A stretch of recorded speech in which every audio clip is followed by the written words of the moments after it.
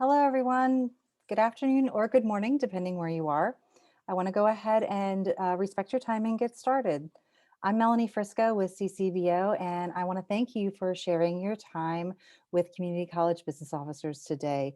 And I want to welcome you to our webinar, Creating Operational Efficiency Across the Business Office. And this webinar is sponsored by our business partner, SoftDocs. Before we get started, there are just a few housekeeping items. Number one is questions. You may ask questions via the Q&A feature. There'll be time at the end where questions can be addressed if they're not covered in the presentation. A recording and the slides will be available after the conclusion of today's session. That will be emailed to you within about 24 to 48 hours. All attendees, third reminder is all attendees are invited to complete a course evaluation at the conclusion of today's webinar. And you will be able to request a CPE certificate if you desire one through that evaluation. However, whether you request CPE or not, we would love to hear your thoughts on today's presentation and any CCBO webinar you attend. And finally, today's webinar includes a networking chat session after the presentation of the educational material. To participate, simply remain logged in after the presentation and we'll connect you with presenters and fellow attendees. You will be able to enable your video once that networking session starts. So today's course is presented by panelists from Yosemite Community College District and will be moderated by Barb Sheehan. Barb brings with her more than 30 years of experience in marketing and communications, including much of the last 8 years within the education field. She has been the Solutions Marketing Manager with SoftDocs for nearly 3 years now, working closely with customers to bring their stories to light. And it is my pleasure to now turn the webinar over to Barb, who will introduce today's panelists. Barb? Oh, Barb, you're muted.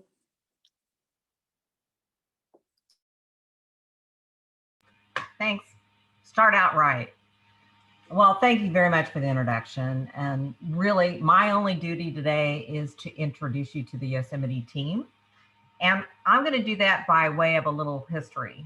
When Sarah Schrader, Vice President of College and Administrative Services, first arrived at Yosemite Community College District in 2013, she noticed that many forms and processes were manual efforts. When it was determined that the district needed to undergo a significant operational transformation in order to improve operating efficiencies, Sarah enlisted the assistance of team members that had a historical knowledge of the operations of the district, as well as a willingness to improve their initiatives to go paperless. For 16 years, Dorothy Pimentel has led risk management and more recently, purchasing and receiving at Yosemite Community College District. In that time, she and Jeremy Salazar, interim controller, and Susan Billing, manager of accounts payable, have been determined to provide seamless operations across the financial operations in the district. Together, their years of experience, along with many other team members across the institution, have led to a coordinated approach to bring operational transformation to the district. And they did that by working together, learning from their findings, teaching their peers, and really winning over what we all know are the naysayers and improving response time. And because of this, they were able to continue operations during this very turbulent past year with very little interruption. Their story will educate on where to start, what to look for, and what to avoid if you're looking to bring about a similar change at your institution. Let me mention that we also have one other person online who will be here with us today. Vince Silvestri is our Director of Solutions Engineering at SoftDocs and knows much of the ins and outs of our eTree solution that Yosemite has employed. I asked Vince to be here just in case anyone had any technical questions that we might not otherwise be able to answer. And with that, I'm going to turn it over to the Yosemite Community College District team. Thank you, Barb. Hello, everyone, and thank you for joining us today. Just a little history about Yosemite Community College District. We are a multi-college district, and we have 2 colleges, but 3 campuses and central services location. We do serve over 22,000 students across both institutions. But our district is unique in that we do have our sister colleges are 54 miles apart. We also serve approximately 14,000 full-time equivalent students. Previously, we did have over 16,000, but due to the pandemic, that has dropped.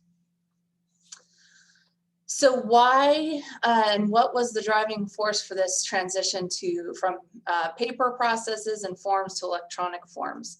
So as Barb indicated, when I joined the YCCD team back in 2013, I was very surprised with the number of typewriters that we had across our college and the amount of time those typewriters were used. And so I started asking questions about why aren't our forms online, even in a fillable PDF or something along those lines. And I was told, oh, we need the typewriters to fill out our forms, or we just handwrite everything. And so with that, I started thinking, okay, we need to start making a progress towards bringing ourselves into this electronic forms idea. And really the project started to take off with a board request. The board wanted to know about all of our travel, and they wanted that information monthly in a standard report. In looking at their request and looking at how we operated, this would have been a very manual process. So that also gave us that leverage to start looking at transitioning from paper forms to electronic forms. There was also a need that was not only being driven by team members within the institution, but the board, to increase our operating efficiencies. We needed to find a way to step back from manual entry, manual papers walking across the district, and to come up with a more efficient way in performing our processes. But we also wanted to make sure that whatever solution we came up with, that it was integrated with our ERP systems. It's because that way then the information from the forms or the information from the systems could go back and forth to, again, eliminate manual entries and to increase our operating efficiencies. So this next slide is a great pictorial of actually where we are putting and where we are heading with electronic forms. We aren't just doing this in our business office. We are working with these forms within human resources for onboarding, for contracts, for leaves. We are working with this with student forms, with electronic records and tuition remission and academic advising. We're also working with this within our foundation. We're doing scholarships and grants and emergency funding for our students, as well as in our instruction area and other areas on campus. But today we are focusing in the business office. We are going to tap into some forms related to accounts payable.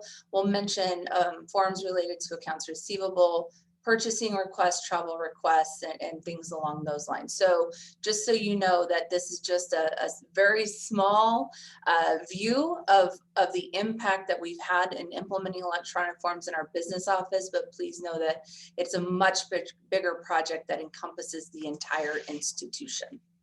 Jeremy?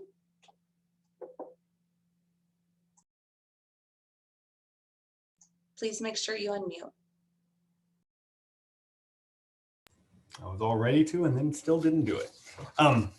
So what have we been able to accomplish since we've transferred over to eTrieve?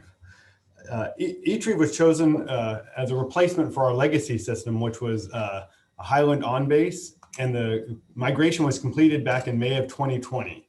So we've only been using eTrieve for a little more than a year now, been fully committed to eTrieve for a little over a year. And since then, the forms that we've implemented have been over 13 different departments. As Sarah was saying, we're going to focus on the business office departments, but there's been many other departments included in this. And at the time we created this slide, there were 36 current forms being used. There were 10 in test phase and 35 in development. I'm sure since then we've put more into current use as well. They go in, I don't want to say on the daily, but they are going in often. People see the benefit of them, and we are moving forward with new forms and testing phase of other forms as well. So these numbers constantly change. It's not a one-time process. It's an ongoing process to get everybody on board, and people are seeing the benefit of it. So the more people see the benefit of it, the more forms are being used. Some sample of the forms that we are currently using are student emergency grants. And this was something that came up fairly recently when there were some additional funds that were given from the federal government, and we needed to get the money out to the students as soon as possible. And the process went very smooth. Students were able to apply for the grant, and we were able to move forward with that and got that covered very quickly. We have budget setups and budget revisions. So all the activity that's being done to set up the budgets and anything during the year, staff members can go in and set their budgets up or revise their budgets in the eTrieve process, and it runs very smooth.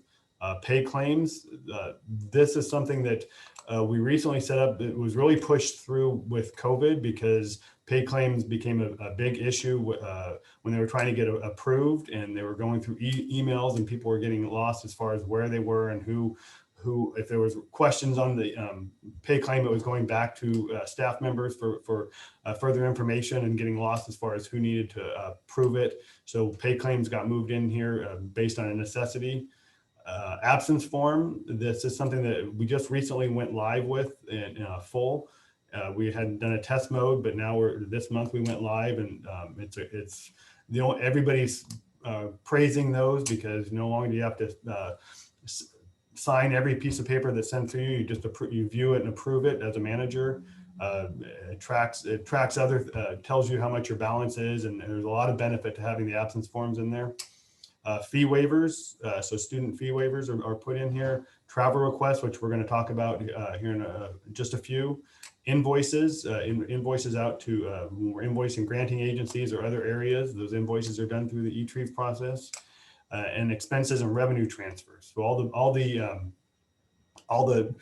the transfers that are being submitted by the campuses are being submitted through eTrieve, which eliminates a lot of the duplicate work and the possibility of error. So those are some of the forms, just a few of the forms that we have in place currently.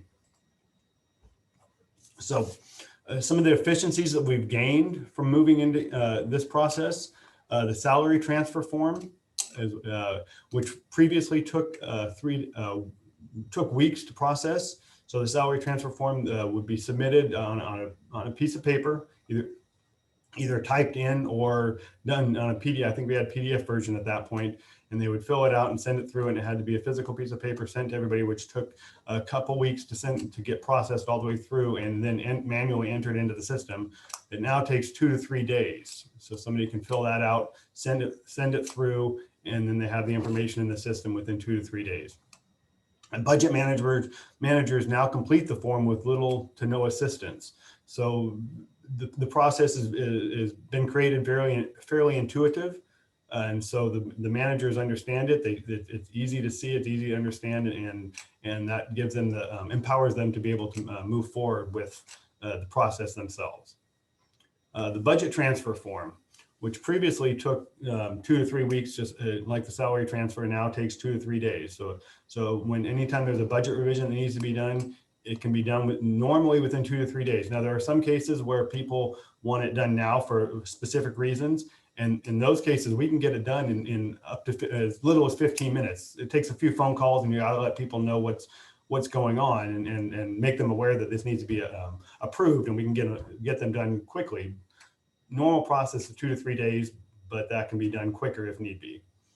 The absence form, like I said, at this point in time, it was a soft rollout. We just recently, like I said, went fully live with this, so everybody's moving forward with that. But the processing time for the absence form is cut by 40%. And there's a phase 2, which we're planning on rolling out at some point. So right now, the processing time is cut by 40% because HR still inputs the information into the system. But once they feel more comfortable with that, the plan for phase 2 is to automatically load that information into our ERP. So there is no manual entry of that information as well. So the processing time will be cut even further. The efficiencies will be, we'll see greater efficiencies even after that. The accounting forms, since going live in January 2020, over 12,000 journal entries have been uploaded into Colleague. And what that means is previously we were, the campuses would submit a expenditure transfer journal entries, and they'd hand type them or type them into an Excel account or an Excel file and send that through. And again, it had to be manually signed by everybody. And then once those were all generated, they would go to the accounting office. The accounting office would take that information, hand type that back into our ERP, and that no longer needs to be done. So we've eliminated the manual entry of it. So it's only entered one time, which obviously creates the efficiency, but it also eliminates errors of accidentally typing in a wrong account number. Everybody can, the journal entry is processed very quickly. We run the process into our ERP overnight. Every morning it gets uploaded into the system. So it's done very quickly and very efficiently and without manual entry. So the possibility of error is nil. So continued implementation efforts. As we had stated, this is an ongoing process. There is, the more we use it, the more people see the benefit of it, and the more people want to use it. So it's been very good across the board. Student initiated forms are in process. So we have the no pass or the pass no pass form. So students are being able to go online and fill that out. Certificates of completion application is put on there. Residency consideration. So students can go in and change their residency or add the documentations that's needed to change their residency. Associate's degree application. In HR, we have the personnel board agenda items. So that's online as well. The request to announce for positions. The hand typed contracts are in the system, and the stipend forms are in the system. So HR is benefiting from this as well. And that identifying forms to convert to eTrieve, associated students. So we're looking for other areas that may benefit from using the system, and associated students is one group that we're looking at currently. And the financial aid office is another area we're looking at. There are many areas. I think every area can benefit from it, but you pick and choose the areas that you're moving forward with, and hopefully get them on board, and then move on to the next areas as we go. So this up to Sarah. I believe this is you. It's me, Jeremy. Okay.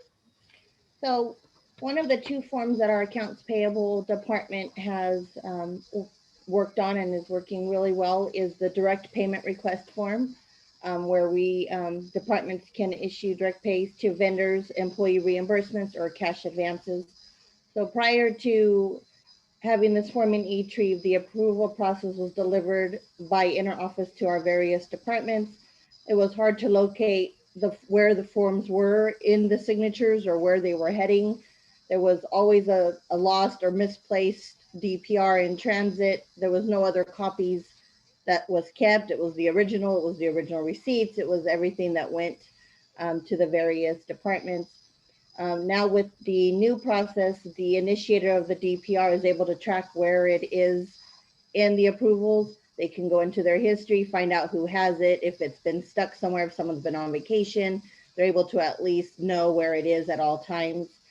And we are able to refer the form back to the initiator if there is additional documentation needed, or there might have been an approval maybe missing, and we were able to get it back. Some of the hiccups about the DPRs going into this new system, accounts payable began to be hit with being submitted about 40 per day. And so once we started getting them coming in quicker, we became aware of how to modify the DPR to where the DPR became named upon incoming, whether it was a vendor, whether it was an employee reimbursement or a cash advance. So we were able to prioritize the forms as they came in. So the second form is our biggie. It was our travel request form. So prior to it, it's similar to the DPR, but this one was a 5-part paper format where it was either typed or handwritten with multiple employees on one form, possibly with various expenses to go through. The approval process was delivered as well by interoffice to various departments. We would, if there was prepays, we would complete the information on the prepay with their check numbers, send it back to the initiator until the trip was done, and then it would come back to AP for final payment. Before, we would get about 20 to 40 travel forms received in AP each week. The secretaries would kind of send them in batches versus per day. So we would get a big batch. This as well was hard to locate of where it was. The possibility of also getting lost and replaced. Oh, I sent it to get signature. Where did it go? So people began to question us if we got them. So it would be a lot of, do you have it? Do you have it type of atmosphere. So this is our new travel request form. It's now, it's pre-populated with our fiscal year, and it gives it a travel number. The employee or the initiator secretary would fill out the information. It would initially go through the approval as far as to the chancellor to for your PVA to be able to transfer or to travel out. It goes through all the signatures. It would come into us if there was a prepay section. It would get flagged to come to us immediately to be able to do the prepay portion of it. We would be able to fill that part out and then send it back to the initiator. If there was no expenses at all, it would at least go through the approvals, and once it got finalized, it would end. So there was a little bit of a better way of knowing where that was. Next slide. So the efficiencies and the wins for our travel request, the initiator was able to follow the form by reviewing the workflow history. And we were able to refer it back to them to be able to get more information. It came back quicker.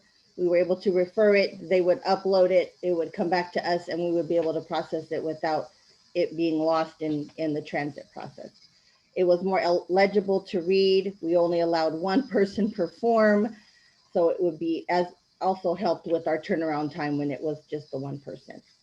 It was able for the travel request form was able to have the report for the board of trustees, as Sarah had mentioned. The turnaround time is now about 2 weeks. We began delegating our documents as they were coming in to, we had 4 people in our accounts payable team. So we were able to delegate who would audit, who would get certain documents, whether they were, you handle the final expenses, you handle the cash advances. So we were able to split the workload among us 4 to get it processed as quickly as possible. So we, in this form, we were also able to modify it where it came in as a prepay. It would come back in for the check information needed. So we knew that that form was already looked at. We would able to put the prepay information in and send it back. And then it would come in once it was final. So we knew the stages of where the travel request was at all times. So some of the hiccups, we were not ready for the influx. We began to receive 50 plus per day of those as well.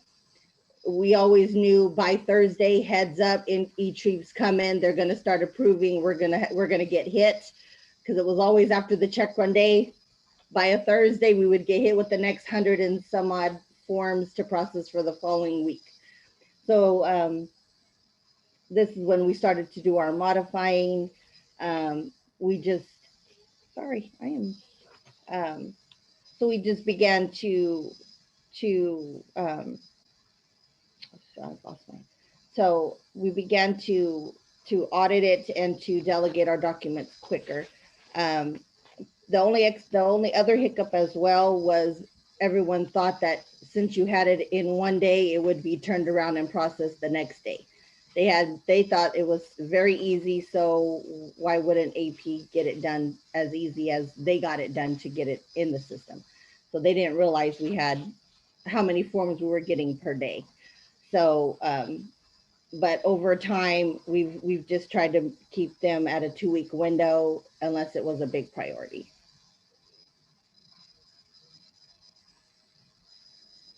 Okay, and so to bring the travel request full circle, if you recall, the board was looking for a report with all of our travel. So this is the report we were able to create in our Crystal reporting system based off of the data that was input in the travel request form.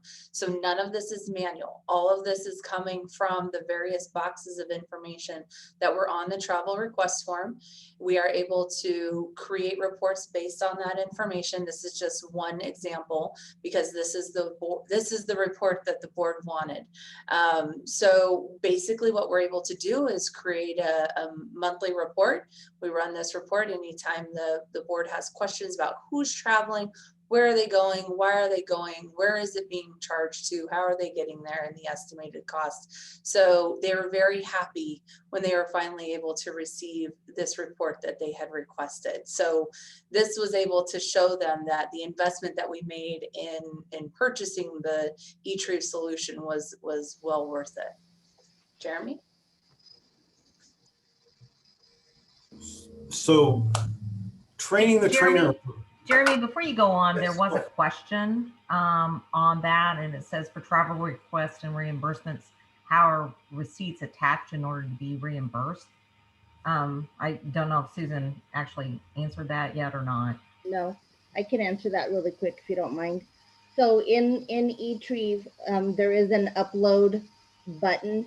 So they're able to upload their hotel receipts, if there's meal receipts, taxi receipts, lodging receipts, car rental receipts, all of that. You would, scan it to your computer and upload it into the form. It goes to all the approvers with all your attachments there. So it's easy to read as well because it's all in the PDF format. So, and if there was missing one, like again, we would refer it back saying, hey, you have all your receipts, but you're missing your lodging, and they would attach their lodging receipt and approve it and send it back to me. So I was able to move forward with the processing. So there is an upload component in the travel request form, as well as the DPRs. The DPRs also have an upload button in there.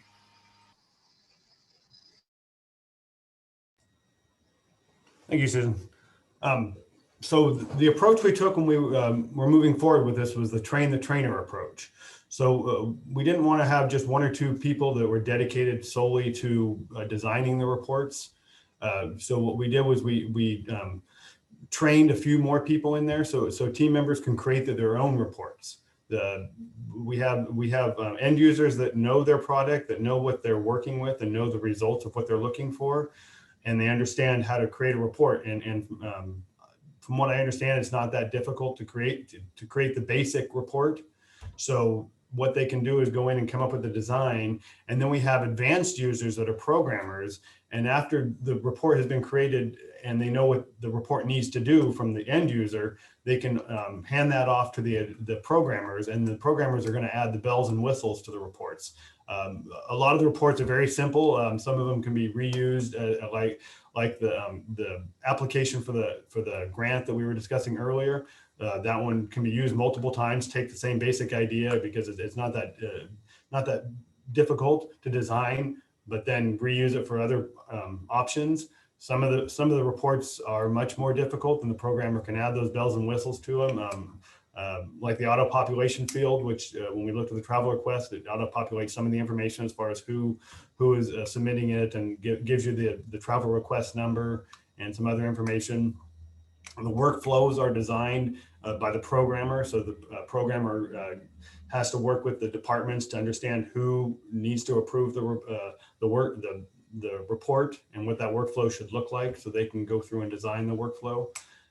Automatic confirmations to staff or student.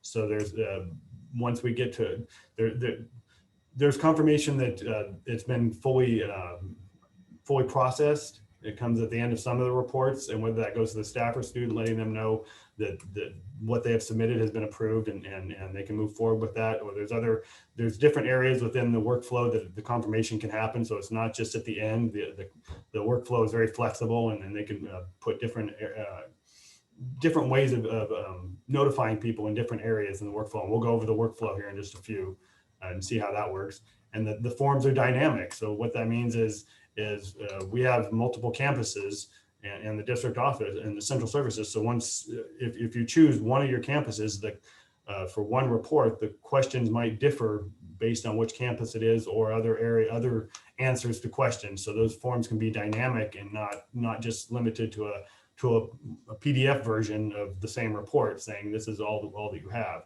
We can make those forms dynamic. When we moved forward with the trainings, we did live trainings, which we don't do as much anymore, obviously. And so we do the video trainings also. The video trainings have been done both to staff and student. The link that you're seeing there is just a link to what we presented to the students. So that was given to the students, just letting students know the basics of how they can log into their account and how the reports work and what they can anticipate seeing once they submit a report and get the notification back that it's been approved and so submitted and then later approved. So training was done to both staff and students to make sure that everybody is aware of the product and how to use it.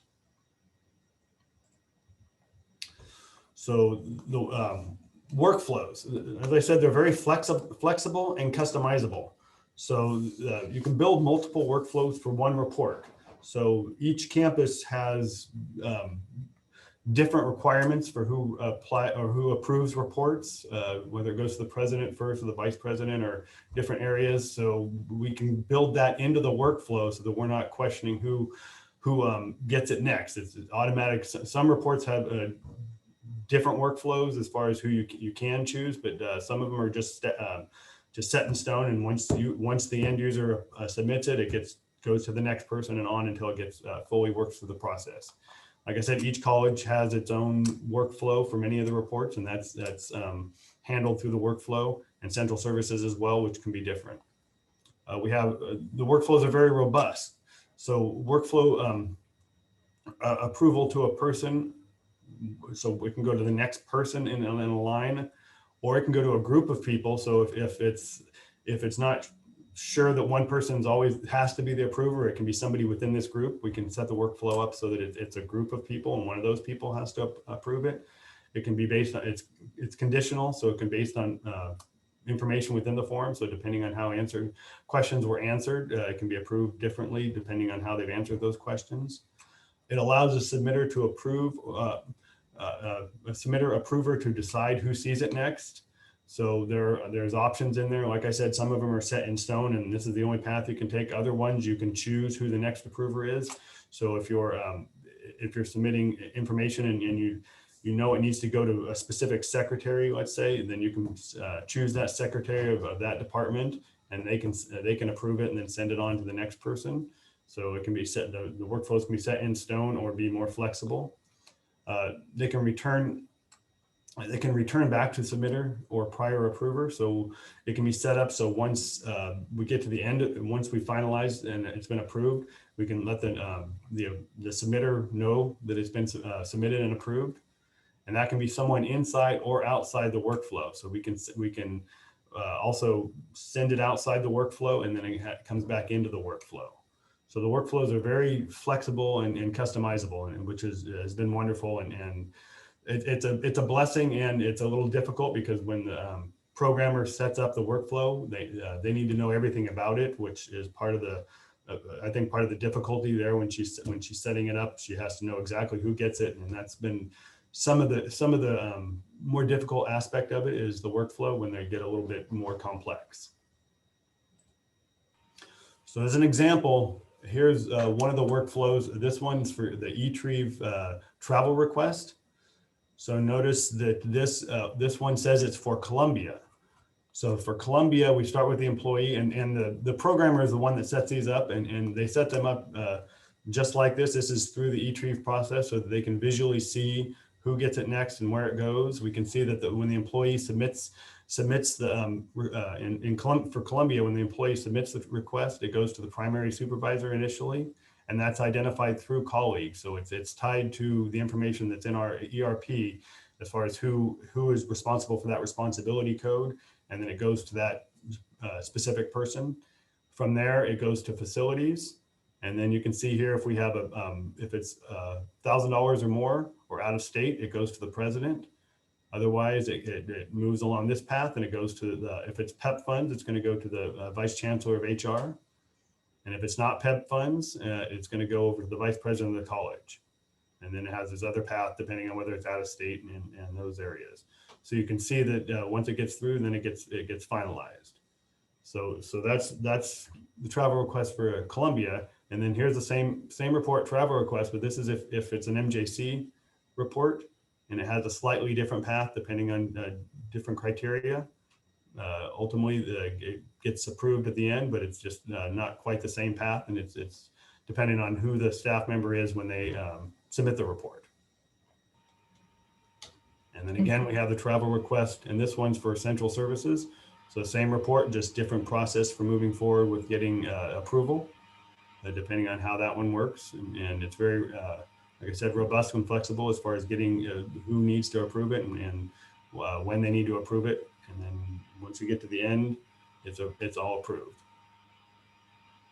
And then because it's a travel request, those get submitted initially, but after the travel happens, then there's another workflow for once it needs to be finalized, and that goes through a separate workflow until it's completely finalized. It has some areas in there where it gets verified, and then the submitter ultimately gets information back that it's been finalized.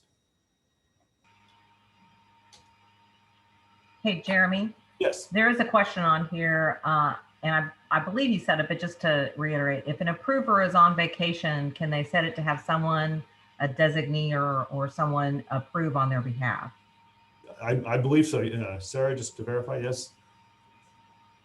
Yes, so what we do is if it's assigned to an individual person and not a group, and that individual person does go on vacation, if it's for an extended period of time, we have our program kind of shift the workflow to have that new person as the signer rather than the other individual person. So yes, depending upon, but that again, that's a process where you kind of want to weigh the pros and cons, because you have someone going in adjusting the workflow. So you want to make sure, is this worth having somebody move it? Or what the programmer can also do is move it from that person's queue who's out of vacation and put it in someone else's queue.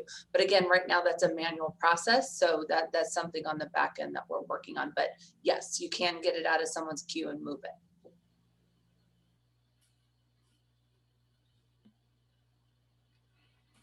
All right, so we're on to purchasing now. So prior to eTrieve, we used a lot of paper. Everything backup for all the requisitions was sent to us in our office mail. We would have a stack of backup information that could be anywhere from 2 to 3 inches thick. And every time a requisition came through that was ready to be turned into a PO, that we would have to go through that stack to try to find the backup information. Oftentimes the documentation would come to us prior to the rec being approved. There were occasions where the rec would be approved, but we never had the backup information. So a lot of paper. With the new process, when the requisitioner submits the rec into Colleague, and then they go through a process and it's automatically loaded into eTrieve, at which point the requisitioner uploads all of their backup information. So when it gets through the approval process and it gets to purchasing to do the PO, we have everything. They've got Colleague up and they've got eTrieve up. And so they're making sure that all the backup information is in there. We kind of do the same thing with all of our contracts. Probably about 15 years ago, we started, and this was all paper.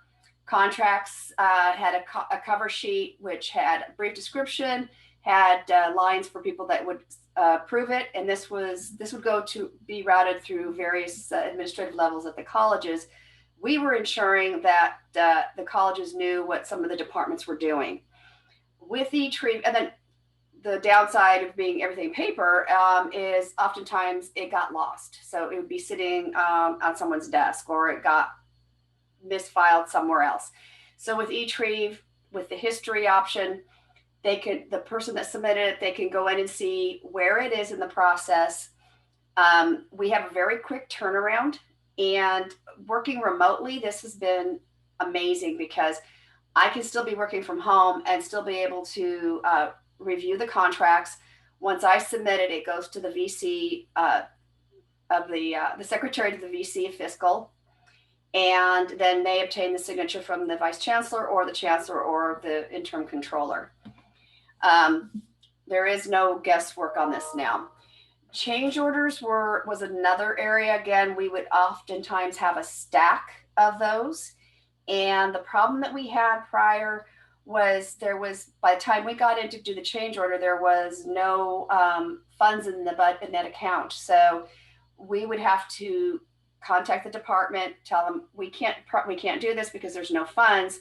You have to have funds in that account. So with this new process, when they go to request a change order and they put in that account number, it's going to tell them right there if they have sufficient funds or not. Now, we have had a couple occasions, well, twice, where we kind of needed to bypass that. And so there are situations where we can do that. But ideally, we have everything run through eTrieve. You have the histories, who has looked at it. You have the confirmation. So everything is there ready to be looked at. And then with that, we also have the ability to, we can approve, we can decline, we can refer for additional information. With the contracts, I did learn quickly not to decline because it completely ended it. And it just went off, it went poof. So we learned if I wasn't going to approve a contract to be put forward for final signature, I would refer it back to the person that submitted it, let them know, hey, I need this additional information, or we maybe need to change some of the language in the contract. So, we learned. That's it. We learned on several forms not to hit the decline button because of the way we set it up. So we did a lot of training on the big red X theory. So with that, though, we do have some other examples just that we wanted to share with you guys because of the pandemic specifically. So we had received, for this specific example, we had received a $150,000 grant through our foundation. And we received that in, I believe, earlier in the calendar year. We had until June 30th to spend the money. And so the foundation director came to me and said, can we do an eTrieve form to be able to get the students to be able to apply and get this money out to the students by June 30th. And by this time, we had actually already created some other grant forms that we had been doing this for, and we said, absolutely. So within a week, our team members came together, decided what needed to be on the form. We had members from the business office as well as financial aid, the foundation, and myself. Again, determined what needed to be on the form, when we needed the form to be live, and then we realized very quickly we actually needed to figure out how to shut it off because we only had 150,000. We needed 300 applicants to come up with the full amount. And so it took within a few hours of the form going live, an email going out to students. Students applied. We had well over 300 applications within that few hours, and we had to go back in and turn it off. But just because we turn it off doesn't mean we can't go back and reuse it. But what happened is we had all the applicants we needed. Financial aid did their review. They were able to award the funds. And within a week of that application, form going live, students applying, financial aid reviewing, the students had their money within that week. So we were very proud with how that worked out. We also had our pay claim issue, as Jeremy indicated. Our pay claims were on triplicate type forms. Again, going back to the old days where you would type them. We did transition them to a PDF at one point, but that also meant there weren't necessarily copies for autographs. We couldn't, not everybody had the capability to sign a pay claim. So we did put the pay claims into eTrieve. And this way we were able to eliminate pay claims getting lost, going back and forth the emails. We don't have all the approvals we need. We're having issues. We have lots of questions. Okay, now somebody didn't get paid on time because the questions weren't addressed or the approvals weren't received. So now with that, with the pay claim form being in eTrieve, it saves numerous hours of processing and it eliminates that manual back and forth as well as processing time. So we're very proud of having those forms in, especially during the pandemic. Jeremy?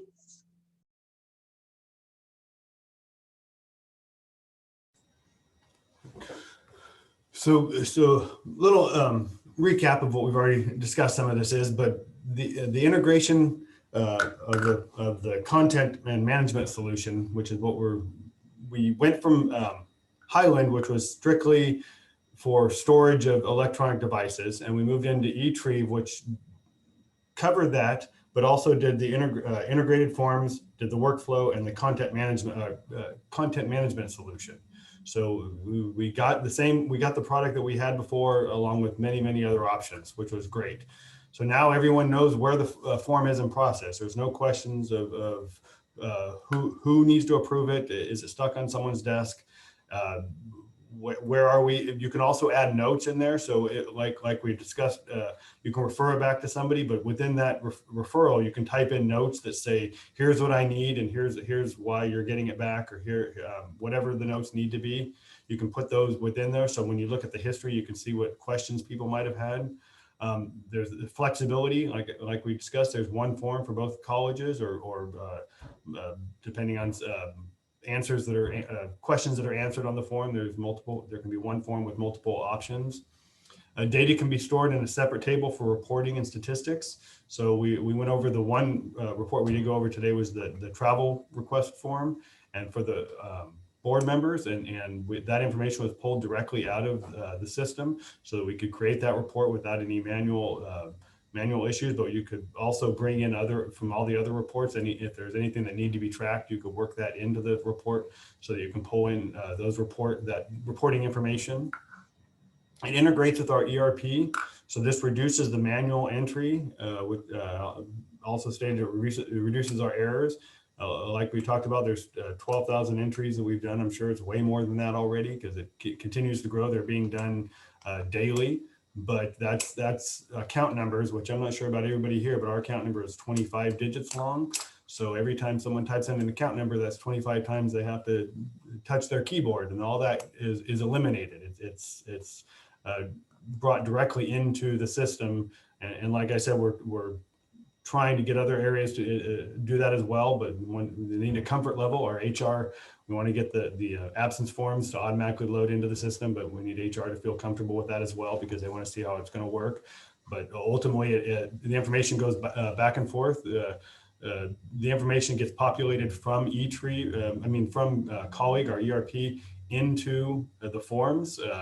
Like with our absence forms, it tells you what your current balance is for vacation and sick leave.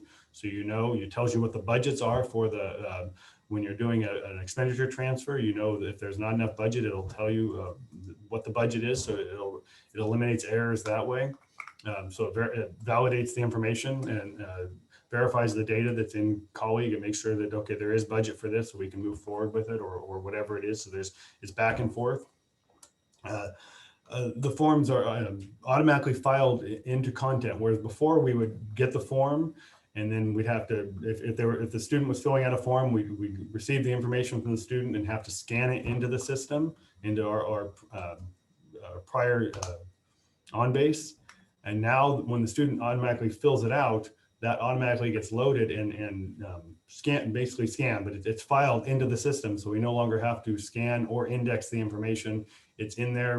When we need to go, we can look up that student and look up all the forms that they filled out and see that form is in there. This is when they submitted it. This is the approval. This is everything that happened with that form. So it eliminates extra work there as well. The information is readily available and is including to the auditors. So this has been a huge help. The auditors have requests. We know how that goes at the end of the year. They have their lists of everything they need to see. Now all we need to do is go into eTrieve, pull up the check number, or pull up whatever it is they're asking for. Check number is a big one they ask for. We download that information into a folder, and then send that folder over to them with all the information from their requests. It goes so smooth. There's no need to go find the information and physically pull it and scan it and copy it over to them. It's a wonderful solution for that. And then the clear approval history, like we've discussed, we know exactly where it started, who's seen it, when it's been referred to somebody else, when there's questions. The history is very well detailed as far as all the information that's happened from point A to point B. So it's been, it's wonderful for that as well, because there's no question whether it's in process or whether it's been fully processed, who has seen it. What we've learned, make forms consistent.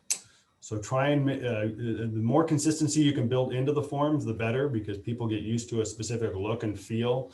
And then if they feel comfortable, they'll use the forms more and they'll be more apt to make the change. Manage expectations. Susan had mentioned earlier that people expect, because it's so easy on their end, it should just be processed instantaneously on our end as well. And that's not always the case. So you need to make sure people understand that, yes, this is a better process, but it's not, there's still procedures that need to be followed and still processes that we need to take on the back end. So they're not getting frustrated that I submitted that yesterday. Why don't I have my money yet? Or whatever the question is. And then consistently communicate the solution availability. So communication is key here.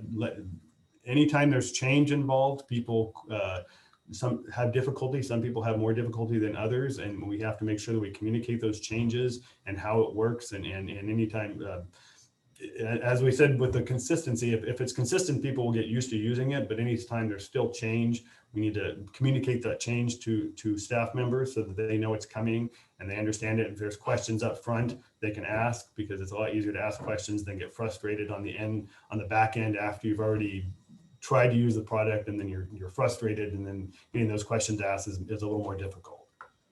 So those are some of what we've learned.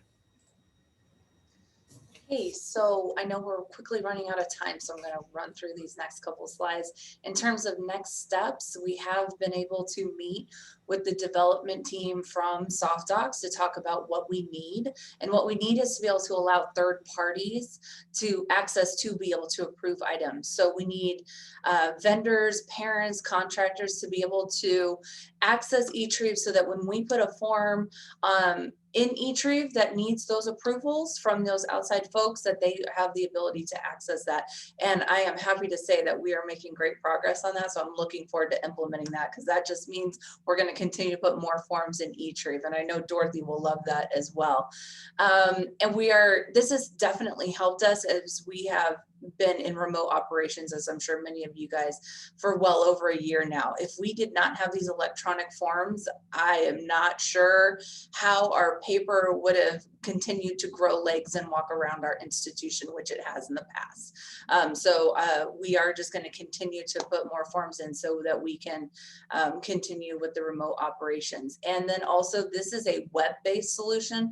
You do not have to have access to your system itself. You just have to have access to the internet, because you can approve your forms on tablets, desktops, laptops, and cell phones. So very convenient.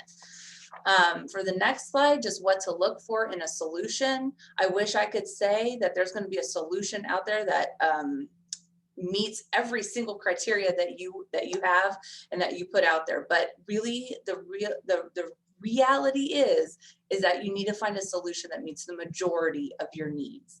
You also want one that integrates with your ERP.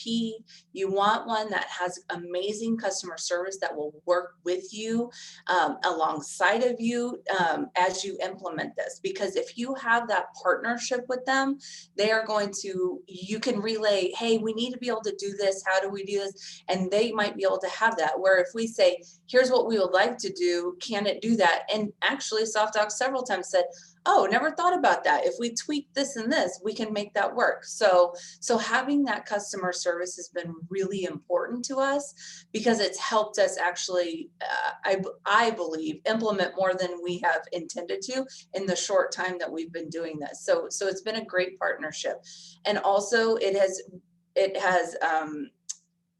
has extended itself into these spin-off projects that we like to call them, like the automated PO process that we just implemented, where POs are now automatically sent to vendors rather than having to print, mail, fax, scan, email, the whole thing. So it actually has led to other automated processes. Now, I did see that there is a question about their relationship with IT and the interaction with implementing, and was there initial resistance. So I'm just going to be honest with everyone, because we are business people. This really shouldn't be our project to be pushing forward.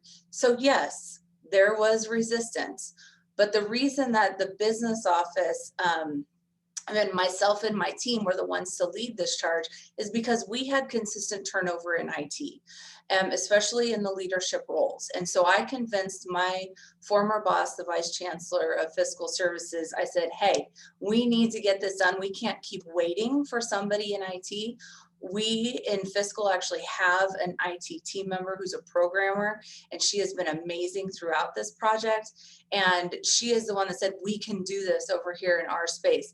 Did I have several conversations with IT team members as we were going through the implementation? Absolutely. Was I hearing stories that they were saying no to this? Absolutely. But I'd pull them in, we'd have the conversation, and the more I was out in front of the board telling them about the progress of this project, they couldn't resist anymore. The board was well aware of the efficiencies we were gaining. And so it was time for them to get on the train and come with us.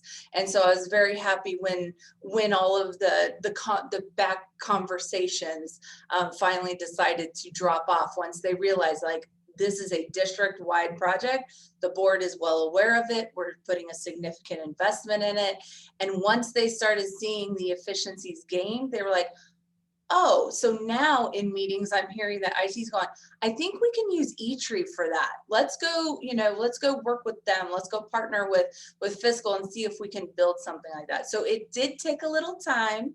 There was, of course, resistance, but that's okay, because at the end of the day, we're all on the same train heading forward. So yes, there was that initial resistance just because of the change.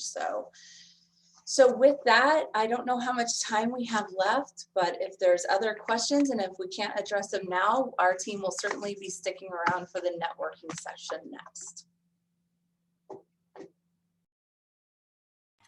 I do see a couple more questions that maybe we can get to.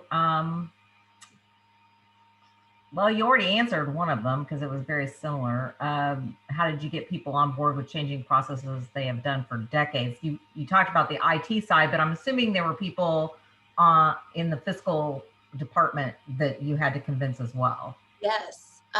So that is an interesting question. I do believe we had some retirements even. Because people had been doing their processes for many decades, and they were on the verge of retirement anyway. And so when I said, we're doing this, they said, okay, here's my retirement letter.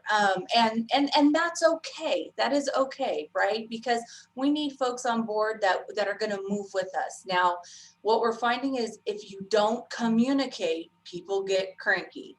And so we make sure that we communicate, here's the forms coming, here are the changes. We did a lot of training when we shifted that travel request form. We did the whole circuit. We were up at both institutions. We were at Central Services. We hosted many trainings because that was the first form we rolled out. And really it gave people an idea like, oh, well, if we can do this, what about this form? And then we were able to share with them, oh yes, that's in the queue. We're going to look at that. And so it was, and as Jeremy's indicates, like over time, we have been able to get more people on board with, oh, eTrieve can do that too. Yes, actually, look what we can do. And so that conversation of IT is now being recommended, or eTrieve is now being recommended as the solution when a need is coming up. That's when we know that people are actually like, oh, we're buying into this. This is sticking around. If we don't buy into this, I can't submit my form because we gave people a dead cutoff. This is now live in eTrieve. We are not accepting paper forms anymore. And so then they realized real quick that they had to get on board. So it's just communicating, training, involving them, right? If a form flushes through their area and needs approval, it's working with them to say, how's the typical approval move? Who does it go to? And then they buy in more when they're involved.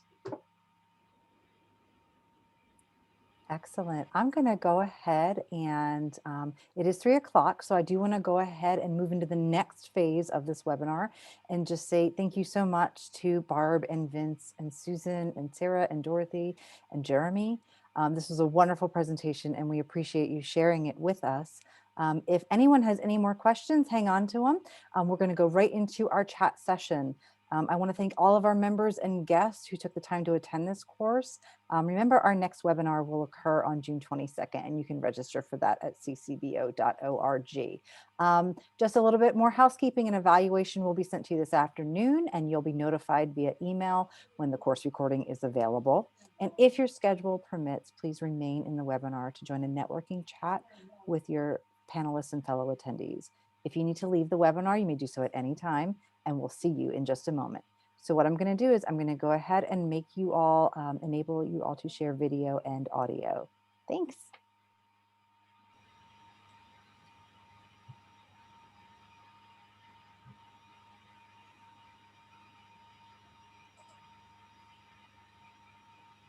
All right, I appreciate you all bearing with me while we do this. So you're going to see some folks' names pop up and they will be able to join us. And here they come slowly. Thank you for your patience. And Beth Young, we've got you enabled. Sandra, we've got you enabled. Brandy, here you come.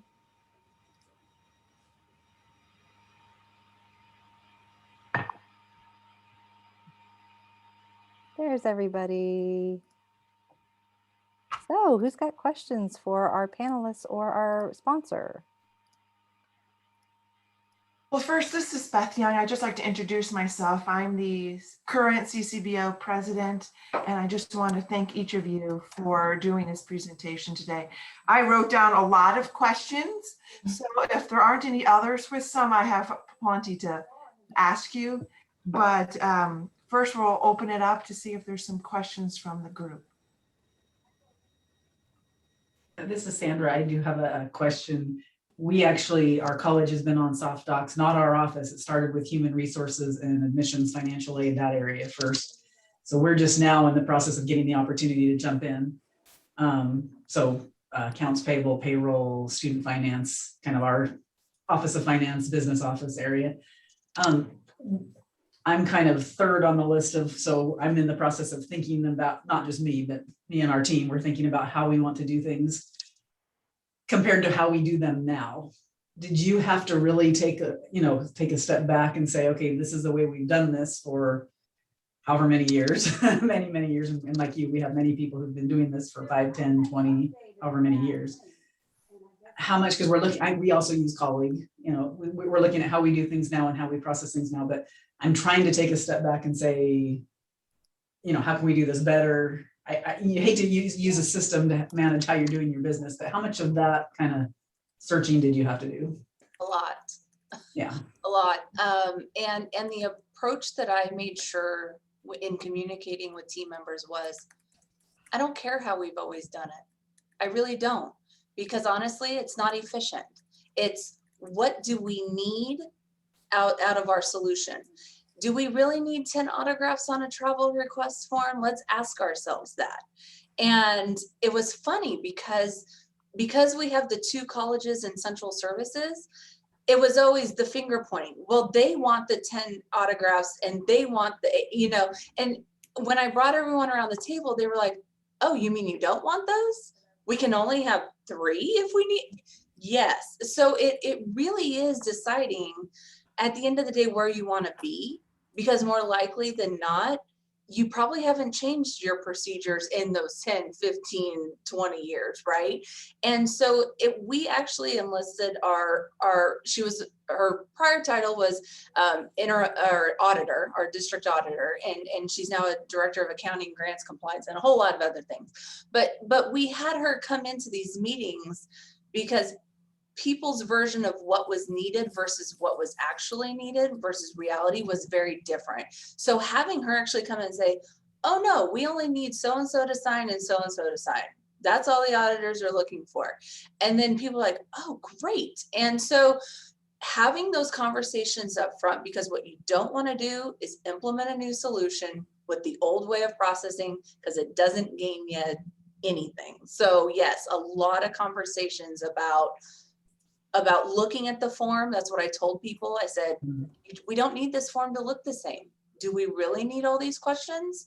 And that's where Jeremy was talking about the dynamic forms. Because we have the multiple locations, they want different pieces of information. So depending upon how you answer question 2, will populate a next question 3 or something different, having those dynamic forms, because really at the end of the day, we wanted one form for the entire institution. So there's not this question of, confusing students. Am I a Columbia student? Am I an MJC? Am I a YCCD?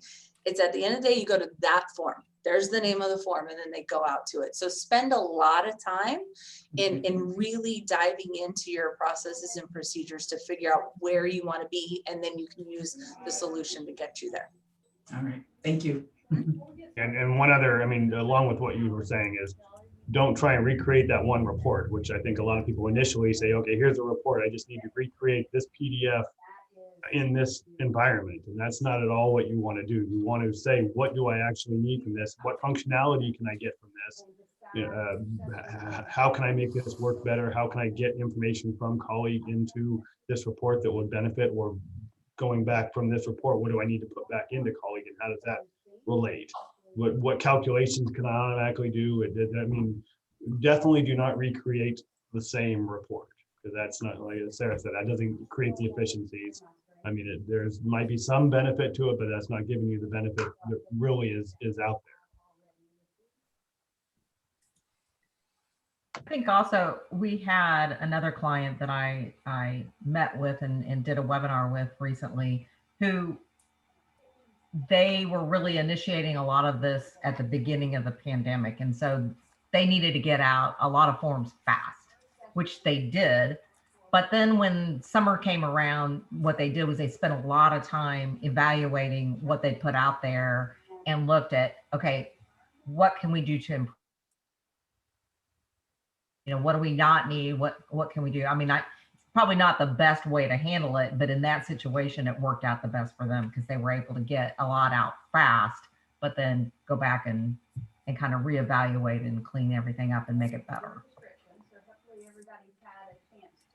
One of the questions that I have, because you mentioned that you migrated from Highland OnBase into SoftDocs, because we currently use Highland OnBase as well.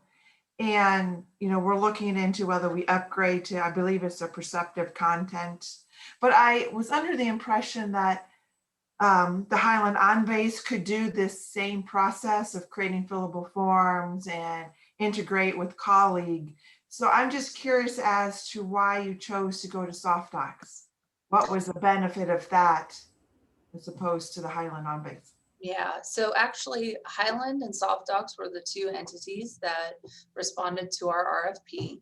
And the committee went with SoftDocs because of the fact that it was user friendly.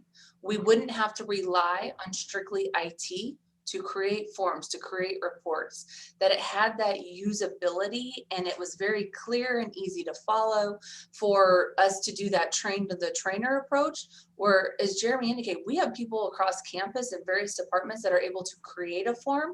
And then we have our one programmer that's able to step in and say, okay, do you want these fillable? Do you want these automatically downloading information from colleague? So she puts in that icing on the cake, we like to say. But for the most part, we would not have to rely on IT to be able to get these forms out as quickly as we can. Also, the fact that it was just a more friendly user face than it was with Highland.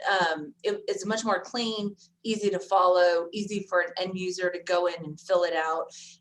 A little less kind of a legacy look, I guess, if that's what how we want to call it. It was just a prettier face on the end of the day that was much easier for the end users to use, and for us to not have that heavy reliance on a department that wasn't necessarily on board yet. Right. Thank you. Are there any other questions? I have a question. And I think you all may have answered this, but you use Colleague, right? Okay. And my question is the backup paperwork, because we're wanting to do the electronic requisition through Colleague, but how do you get the backup paperwork to your payables office or purchasing, whatever? Dorothy? It's uploaded, for the most part. I think everybody has a scanner. If they don't, they can still scan it through one of the copiers. When they do their requisition, they go into eTrieve to basically attach the backup information. They scan it and upload it as an attachment. So it's automatic. The end user, they do it right then when they're doing the requisition. Now that doesn't always happen. We have several requisitions that have gone through all the approvals, and I'm still waiting for departments to put in their backup, but they do have the ability to do that. And again, as long as they have it in a PDF, they can upload that. So you're using like requisitions through eTrieve, not through like the Colleague self-service then? No, so the recs are in Colleague. Okay. The backup is housed in eTrieve content. Okay. And they're linked. So because you can't attach anything into Colleague, right? Like Yeah. you can't attach anything into there. So really it's just linked through requisitions in Colleague, and then the backup is in eTrieve. Awesome. Y'all giving me some really great ideas, because we were wanting to go forward with this. We have eTrieve and we have Colleague, and we created a lot of forms, but now it's time for the business office to create some forms. My purchasing staff are working for the most part remote. They've been working from home. And so to have everything in eTrieve, they've been able to continue doing business as normal, as if they were in the office. Again, all the department needs is that their backup is a PDF, and they can they put it into eTrieve. When purchasing creates a PO, they go through there's a process kind of behind the scenes that then throws the PO into eTrieve, and then you have your backup information underneath that. So, and everybody can see that. We did have a little bit of when we went paperless, because we're no longer printing POs. I didn't realize that departments were being given copies of the PO. So when we went paperless, they weren't getting that. So we've given viewability to a lot of different areas. So they can see the purchase order, they can see the packing slip, they can see the invoice. So we're giving them the ability so they can see their documentation, and they have the ability then to download that. So if they're working on a grant and they have to report that information, they are able to go in, download everything that they need, and then put that with their reporting requirements. And Sarah, correct me if I'm wrong, but initially when we went live, there was a big push for buying a bunch of scanners so that everybody did have those. Yeah. The people that did need those had those. That is part of this investment of this project, is buying scanners. And they're the little ones, so they're relatively inexpensive, and they can sit on a desktop, no problem. But that is part of the overall investment of this project when we did this. Now, Brandy, you did mention one thing that kind of caught my ear, because I heard you say self-service. So I just want you, like, if you're considering self-service when you're looking at some of these implementations, when HR was looking at the implementation of the leave form, they were looking at doing the self-service version. But what they realized is that self-service actually doesn't allow you to navigate the form to get the approvals. Yes, it interfaces with Colleague because it's a Colleague product, but it doesn't allow it to move through the approval process. It doesn't have that workflow. Colleague's version of workflow and eTrieve version of workflow are very different, because when I say workflow, I'm talking about getting the approvals. It's migrating to the different places and it's getting approvals. So make sure when you're looking at self-service solutions that you make sure it has the approval workflow that you need. Because what ended up happening is our HR group did decide to go and put the leave form in eTrieve. And as Jeremy said in the presentation, it takes me 2 minutes to now fill out my E-Tree. I don't even have to put my name on it. It comes populated. It tells me how many hours I have of vacation and sick and personal. I go and I put my date in of when I was gone. I click submit and it's on its way. So that's where we're trying to get that second phase to upload the information into the system. But that takes a lot of testing when you're getting the information down from colleagues. Great, it's easy, we can do that. It's the kicking it back up that you want to make sure you do a lot of testing on to make sure things are posting correctly.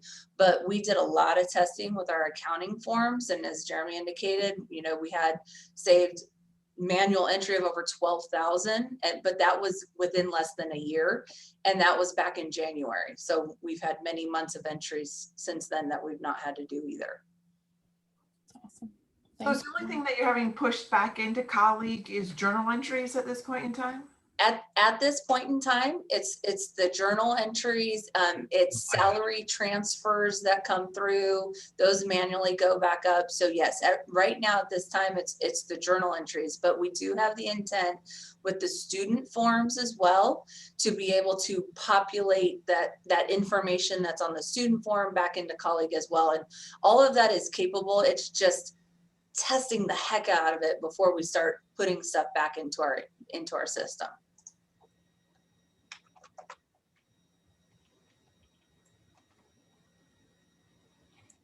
Well, I've got another question. As I said, I've got tons, so I will just keep going unless somebody else speaks up. Dorothy, you were talking about your vendor contracts that you'd never wanted to deny them, or because then it stops the whole process. So I'm curious about, does the eTrieve then store a copy of the contract in the system? And then Yes, we're once- looking at, let me just see if I can get out the whole question first. Okay. So, right now we manage our contracts in an Excel spreadsheet. Okay. So, this Excel spreadsheet has the vendor, what the terms or how long the contract is. Like for Lucian, you might have a 7-year maintenance contract. So your start date, your end date, who's responsible for renewing it, et cetera, et cetera. So would we be able to use eTrieve for a solution to our problem, in your opinion? Yeah.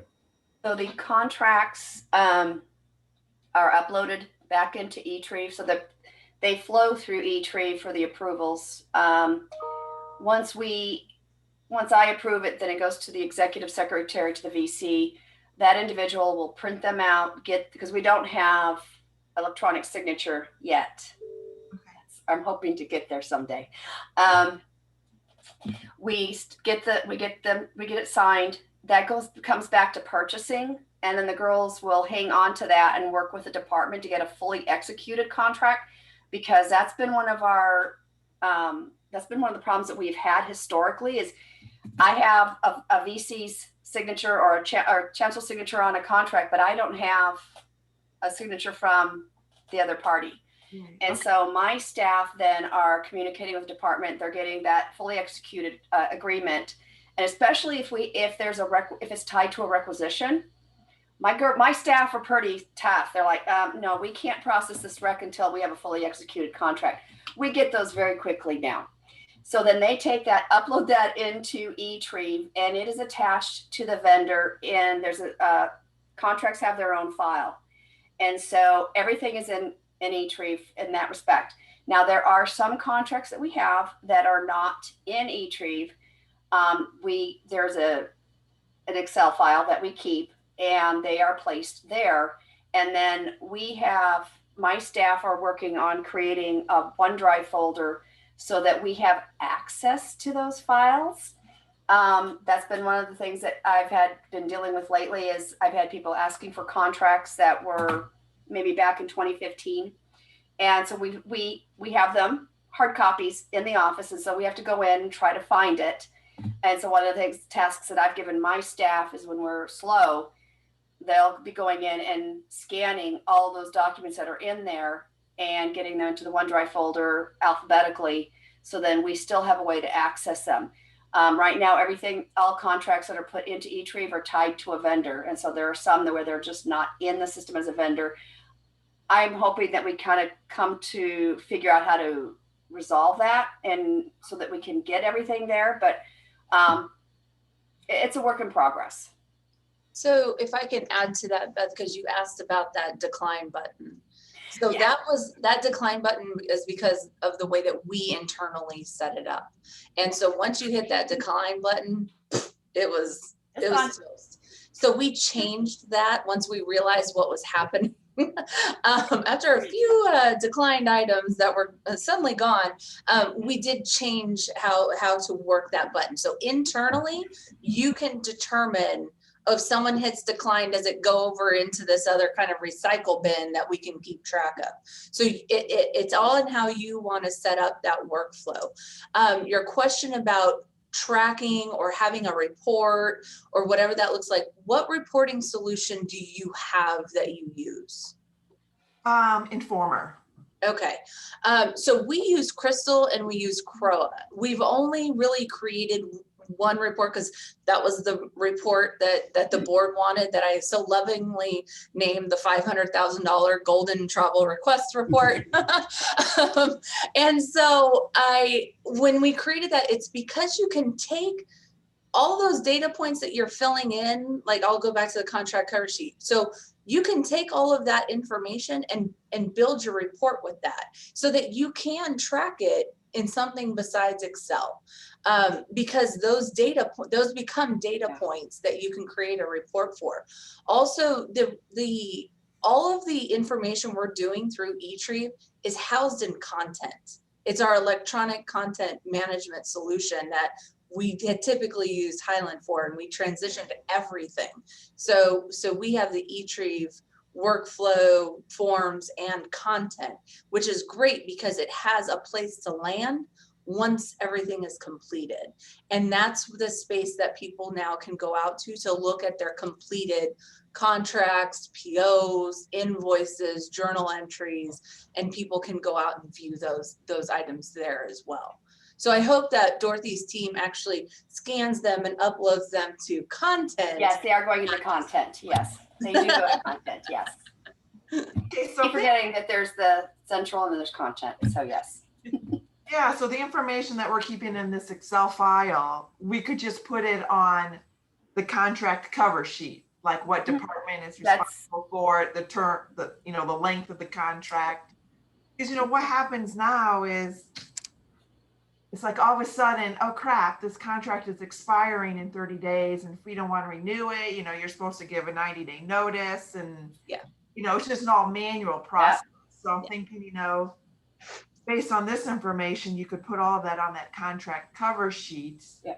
And then you could pull a report for, renewal dates or those sort of things. Yeah. Interesting. Great, thank you.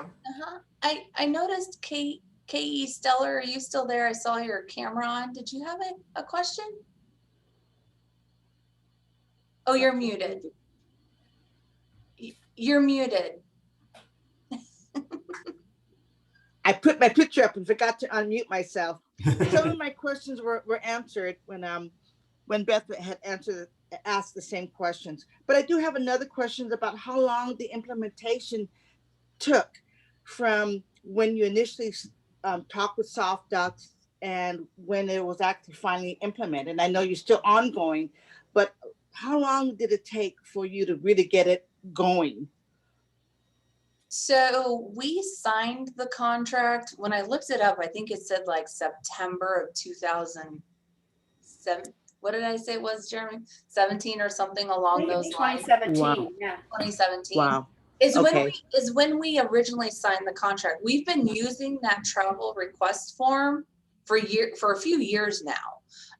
So it probably took us from, I'm gonna say September through, when did we start doing the training? Probably by that summer, at least, for the travel request form. So it didn't take long, but what we had to do is you need to take the time to make sure you set up your content.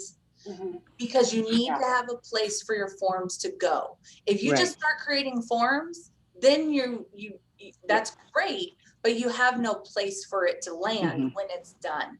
So that original implementation of just that form, I would say was less than a year, but that included the creation of the form, to the training, to people starting to doing a soft rollout, to then going live and then shutting off that use of a paper form. So, and that was the original big push. And that was probably the most complicated form. We decided to start with the most complicated form, but it was because of the board's, I would say, demand for this report that they wanted to have about travel. And so we had to start with that form. But then after that, it was like, oh, the rest of these forms are cake. We can handle these like with no problem.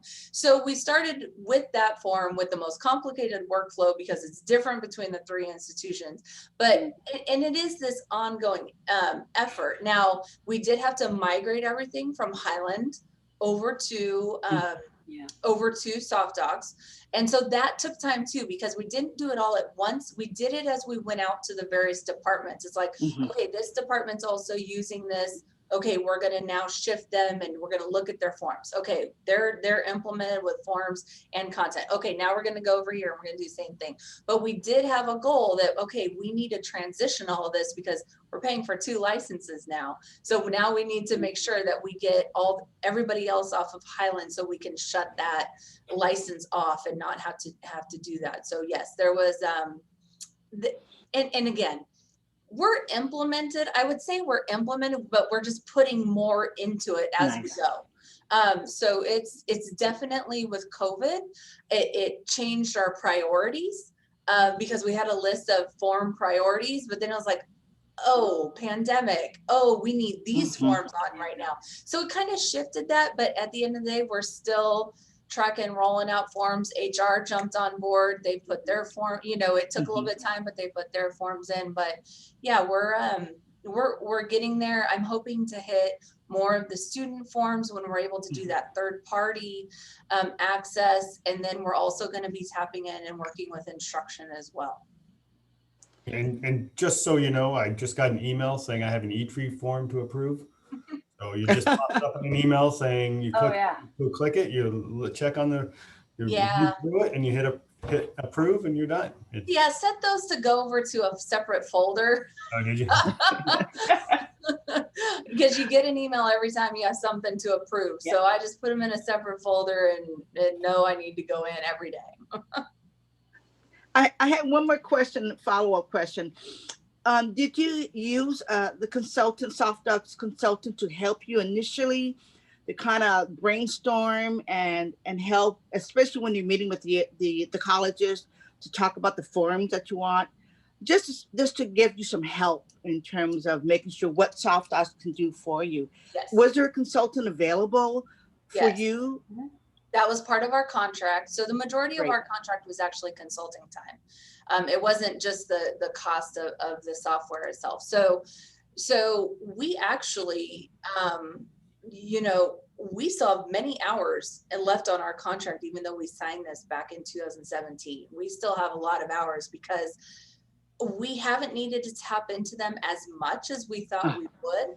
But what actually happened is they sent out one of their team members to help us do business reviews, business process reviews. And so she came out, she visited our AP department. She asked about what are our procedures, what are our processes, how does this work, where does it go? And then she would go to visit, okay, well now it goes over to this department. She did all that, and then she produced a report that told us, okay, here's where the efficiencies can be gained, here's where we can do this, and then it helps to create the forms and the workflow on those forms. So yes, that's all part of the contract. You can build all of that in. You can also build into your contract, template forms that they have if you want to purchase so many template forms and things like that. But definitely don't skimp on the consulting side of I know that's where people want to save their money, but when you are investing this much money and changing your processes that you've had for decades, go for it. You need to set aside the time and the effort and the money to be able to do it and do it correctly. Thank you. Yeah, I just want to say that's great that SoftDocs offers that. I came from a manufacturing world prior to going into higher ed, and we refer to it as Six Sigma or Lean, where you come in and actually, you hire out consultants to come in and review your processes to make them more efficient. And that one of my former institutions, we actually went through a Six Sigma with our accounts payable. And, there was individuals that were there for years. And it was really hard to get them to change their process. They used to handwrite the check number on every invoice, even though it was attached, to what do you call it, the top of the check. So, and I'm like, you don't have to do that, but they just felt more comfortable. But what I was trying to say is, I think that's great. So that's part of the consulting service that SoftDocs offers, is to come in and go through that process with you. And I did have another team member decide to retire because we weren't accepting wet signatures anymore. She thought the world had ended because she was adamant that we had to have wet signatures on these forms. And I just like those that refuse to do direct deposits of their payroll, So I was like, hey, I get my paper check. So I said, great, congratulations on your retirement. It just great when you can use change for more efficiencies. Yes. Enhance some retirements. Yes. Yeah. You hate to say that, but sometimes right.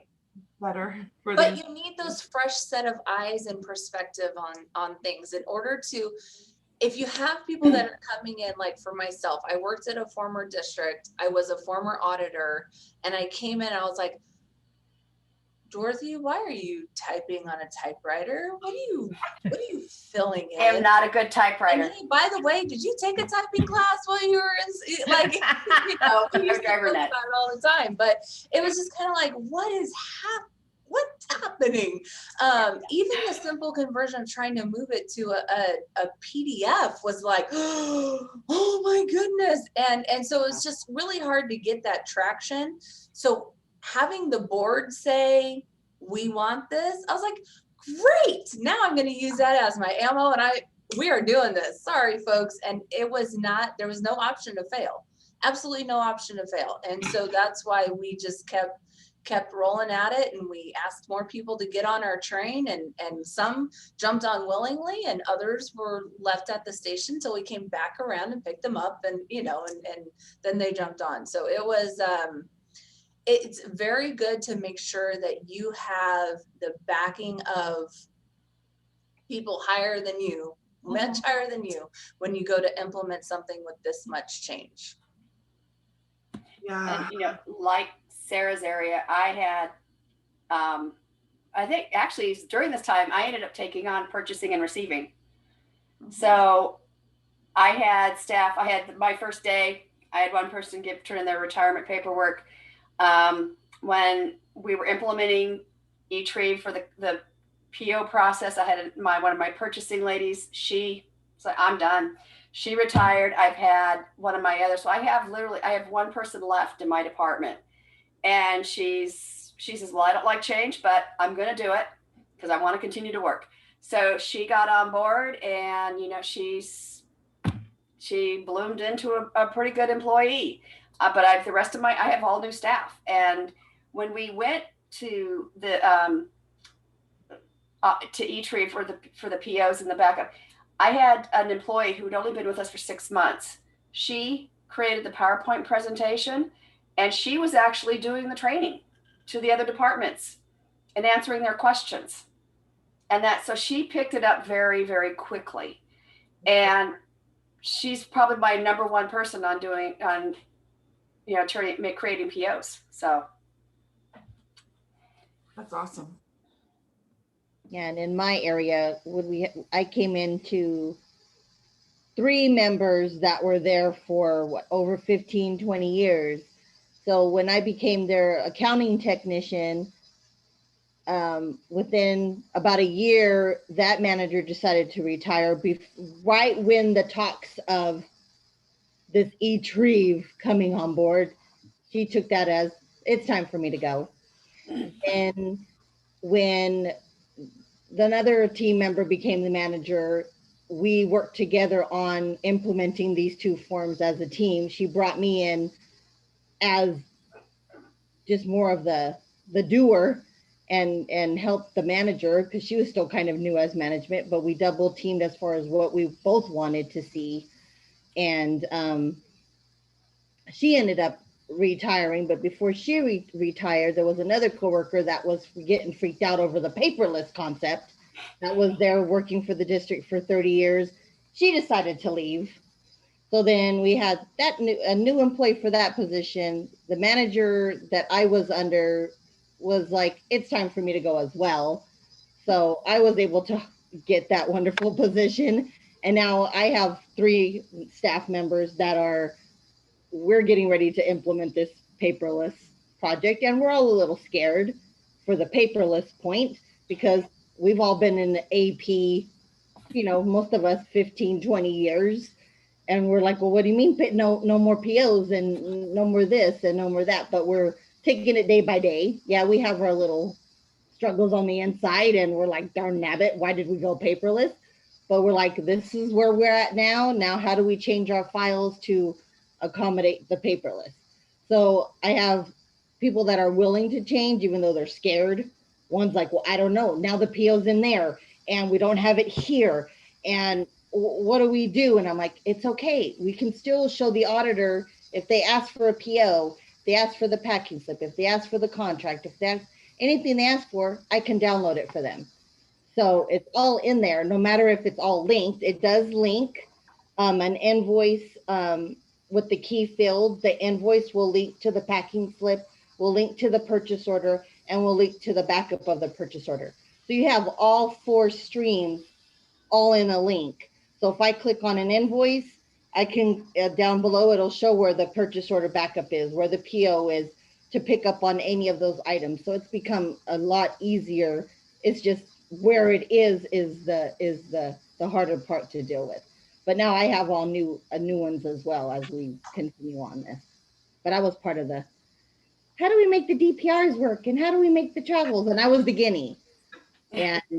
And I remember telling Sarah, this is great. And that's still to this day, people look at me and go, but you said this was all great. And I'm like, yeah, that's good. And they have a picture of me that they still have somewhere that they go, remember this picture? You gave us the thumbs up on all these forms are going to be great. And I'm like, okay, I gotta forget it and move forward. And so I sometimes scan to that picture still to this day, Sarah, and be like, it's going to be great. We're going to do this. So it helping the health of everybody during the process too, and getting, once it's implemented, being able to change it, like this doesn't work. Let's go back to the programmer. It needs to go here, or oops, it got declined. Help it get out. Or, the walking through with someone going, well, I don't see it submitted. Well, checking your activity. Oh, it's still there as a form, but I never clicked submit. All you do is click submit, make sure your backup's there. So a lot of people were really scared of doing it. But once we had a lot of phone conversations, everyone took to it. It took time for the ones that were there, more seasoned people to get with it. But once everyone realized how easy it was and how they didn't have to find it on their desks, we had a good turn time for it.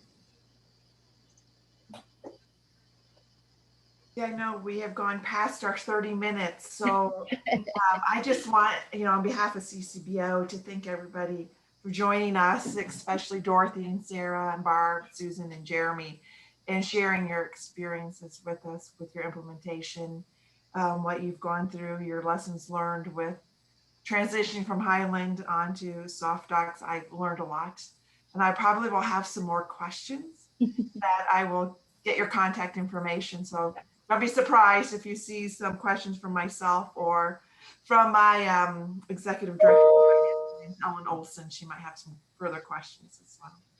I just want to say thank you. Appreciate it. Absolutely. And good luck to those of you that are implementing it. It is a time saver.